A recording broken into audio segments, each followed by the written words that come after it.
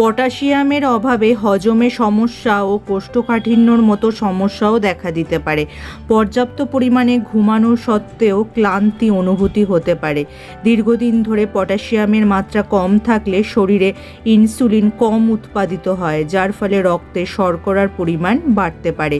এছাড়া মাংসপেশি দুর্বলতা এবং মাংসপেশিতে ঘন ঘন টান লাগার মতো সমস্যাও দেখা দিতে পারে যদি পটাশিয়ামের ঘাটতি হয় শরীরে।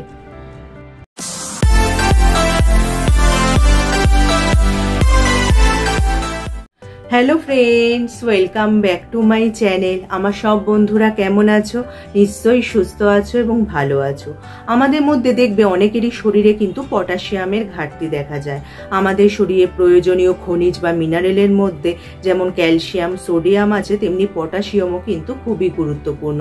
কিছু পুষ্টিকর খাবারের মাধ্যমে কিন্তু আমাদের শরীরে পটাশিয়ামের ঘাটতি পূরণ করা সম্ভব।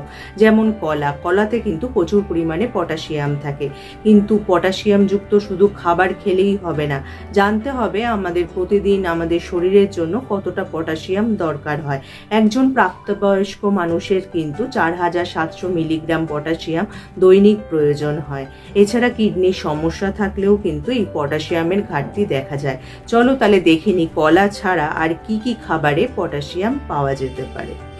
তোমরা কিন্তু কলা ছাড়াও বেদানা খেতে পারো। এই বেদানাতেও প্রচুর পরিমাণে পটাশিয়াম থাকে। একটি প্রমাণ মাপের বেদানাতে প্রায় 666 মিলিগ্রাম পর্যন্ত পটাশিয়াম পাওয়া যেতে পারে। এছাড়া বেদানায় রয়েছে প্রচুর পরিমাণে ভিটামিন সি, ভিটামিন কে এবং প্রোটিন, যা আমাদের শরীরের জন্য খুবই ভালো। এছাড়া এই বেদানাতে রয়েছে প্রচুর পরিমাণে প্রাকৃতিক শর্করা এবং রয়েছে ফাইবার, যা আমাদের শরীরের জন্য খুবই উপকারী। টমেটো থেকেও কিন্তু তোমরা পটাশিয়ামের ঘাটতি পূরণ করে নিতে পারো। বলা হয় 50 গ্রাম টমেটো পেস্টে প্রায় 486 মিলিগ্রাম পটাশিয়াম পাওয়া সম্ভব। টমেটো যদি সিদ্ধ করে ভালো করে ছেঁকে তার জুস খাওয়া যায়, এটা কিন্তু পটাশিয়ামের খুবই ভালো আধার বলা যায়।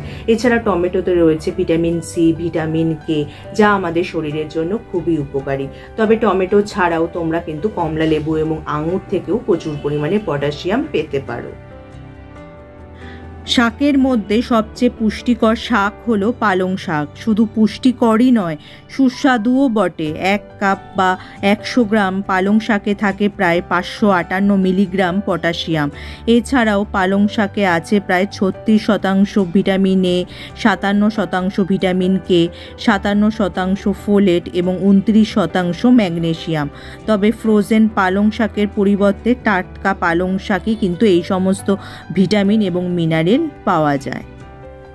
আমাদের মধ্যে যারাই নিরামিষাশী তাদের কিন্তু অনেকেরই প্রিয় খাদ্য এই মাশরুম থেকেও কিন্তু তোমরা প্রচুর পরিমাণে পটাশিয়াম পেতে পারো। বলা হয় 100 গ্রাম মাশরুমে প্রায় 420 মিলিগ্রাম পর্যন্ত পটাশিয়াম পাওয়া সম্ভব। এছাড়া কিন্তু এই মাশরুমে নানা ধরনের প্রজাতি রয়েছে। এক এক ধরনের প্রজাতি থেকে কিন্তু এই পটাশিয়ামের মাত্রা এক এক রকম পাওয়া যায়। আলু প্রধানত স্টার্চযুক্ত সবজি। বিশ্বজুড়ে আলু সবচেয়ে জনপ্রিয় সবজিও বলা যায়।